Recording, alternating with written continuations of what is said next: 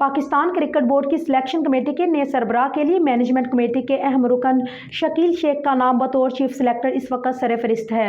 निजी टीवी के मुताबिक न्यूजीलैंड के खिलाफ सीरीज के लिए आर्जी तौर पर ओहदा संभालने वाले शाहिद अफरीदी के बाद अब कौमी सिलेक्शन कमेटी के नए सरबराह के लिए कई साबिक क्रिकेटर्स के नाम जेर गर्दिश हैं।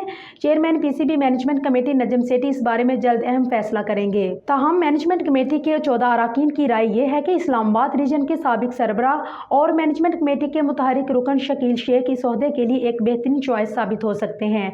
शकील शेख की न सिर्फ क्रिकेट के मामलात पर गहरी गिरफ्त है बल्कि माजी में वो इस्लामाबाद रीजन के सरबराह की हैसियत से नज़रअंदाज किए जाने वाले खिलाड़ियों के सिलसिले में खासे मामन और मददगार रहे।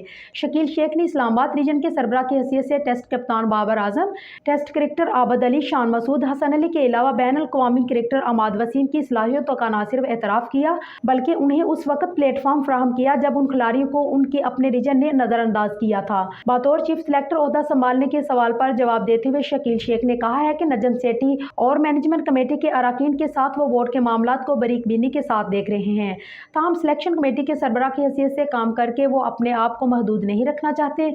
बतौर सहाफ़ी और क्रिकेट ऑर्गेनाइजर पाकिस्तान में जाने पहचाने शकील शेख ने मजीद कहा कि वो ग्रास रूट लेवल और डोमेस्टिक सतह पर गुज़िश्ता 3 सालों के दरमियान जो तबाही हो चुकी उसके बाद मामलात खासे गंभीर हैं। उन्होंने कहा कि वो समझते हैं इस मामले में उनका तजुर्बा उन्हें इस बात की इजाज़त नहीं देता कि सूरत हाल में वो इस जानब तवज्जो देने की बजाय किसी और समत में सफ़र करे। मजीद कहा कि नजम सेठी पाकिस्तान क्रिकेट के अंदरूनी मामलात पर खासी गहरी निगाह रखते हैं। उन्हें उम्मीद है कि उनकी सरबराही में बोर्ड दुरुस्त सिमत में गामजन है और वो समझते हैं कि नजम सेठी जल्द नए चीफ सिलेक्टर का नाम पेश कर देंगे।